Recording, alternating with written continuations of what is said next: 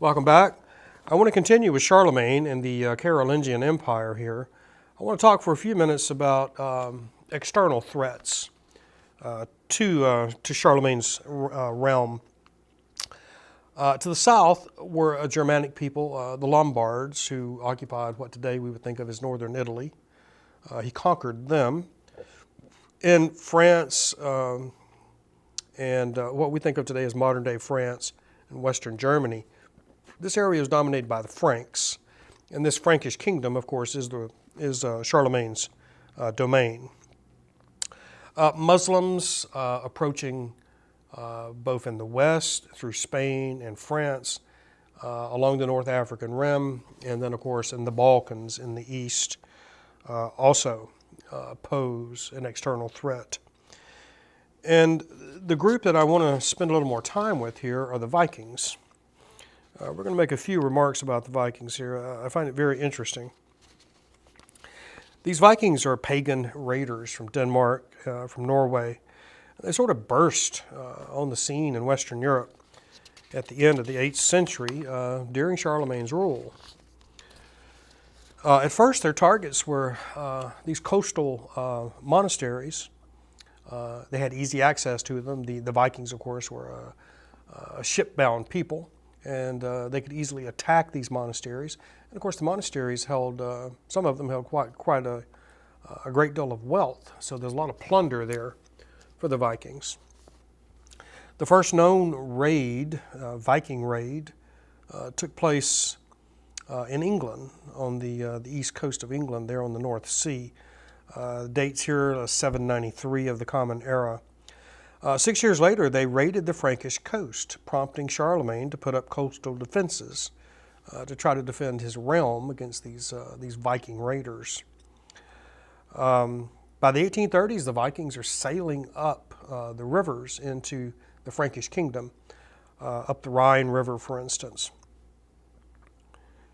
These raids will continue throughout Charlemagne's lifetime, and then will continue on for the next few centuries.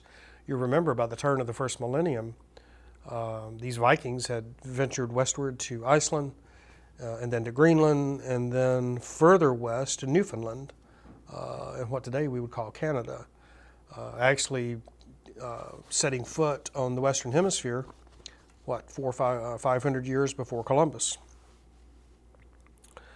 They also sailed into the Mediterranean. They sailed down the rivers into Russia and penetrated deep into what today we would call Russia. They established colonies in Britain and Ireland and northern France. Of course, Normandy, that region there in northwestern France. Normandy simply means land of the Northmen, referring to the Vikings. There are other raiders here that are other raids taking place simultaneous with the Viking attacks. We have a group coming out of Central Asia moving west called the Magyars. Magyar is a language spoken by what today we would call Hungarians. So in Hungary, in southeastern Europe, you have the Magyars in that language. Both the Vikings in time and the Magyars will tend to settle down and become converted to Christianity. After this, Europe will begin to develop this idea of Christendom without external threats. So you have an emerging and unified Christianity. This makes possible the Crusades, which we'll talk about. Now, let's draw some conclusions for this discussion. First, Charlemagne, of course, expanded the boundaries of his Frankish kingdom, which would dominate Central Europe. He spread its influence. He fostered reforms in administration and obviously in education. He supported the Carolingian Renaissance. In fact, he lies at the heart of it with his patronage of the scribes copying the ancient text. He assumed authority over the Christian West. He led successful campaigns against the Saxons, against the Muslims, and others. This Carolingian culture, these institutions form an important sort of common inheritance for Europeans in Western and Central Europe, even up until today. The political unity of Charlemagne's empire did not last. Upon his death, or after his death, his grandsons divided up this Frankish kingdom, this Carolingian dynasty. And so it broke up, I think here of Alexander's empire being broken up and then consumed by his generals. Here we have Charlemagne's grandchildren doing the same thing. So you have these embryonic forms of what would become France, what would become Germany, and then further south, what would become Italy, as the Frankish kingdom breaks up into these different regions, these different ethnicities, different languages. Two other things I want to touch on here in this conclusion. First, just briefly, the use of Latin and its decline.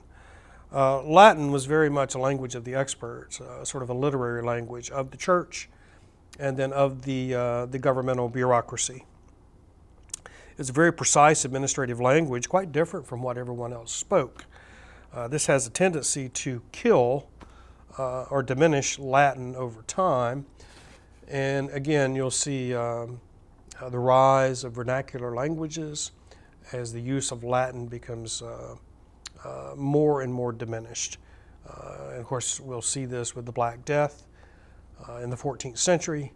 That wipes out a lot of Latin speakers and again opens the door for the emerging dominance of vernacular languages, the local language, the language of the people. And then finally, of course, the fall of this Carolingian Empire. We've already touched on this a bit. Some historians have said this territory is simply too large and too complex for any sort of long-term unity. There's probably some truth to that. Another factor is the constant sort of pressure placed on the periphery of the Carolingian Empire by the Vikings, the Muslims, the Magyars. This sort of pressure tends to loosen the bonds between the metropolitan, the center of the empire, and its periphery. So this is another factor. And then, of course, as I mentioned before, the kingdom itself is divided among the family.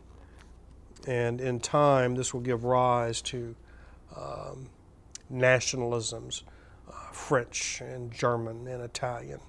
So this is our discussion on Charlemagne and the Carolingian Empire and the rise of Christendom. And again, it's this last thing that is very important. People begin to identify themselves as belonging to a larger Christendom. If you walk through the streets of Europe in the Middle Ages and you ask people who they were or where they were from, and they would probably tell you they were Christians and they were from Christendom. So this is a key development in European history. Thanks for your attention.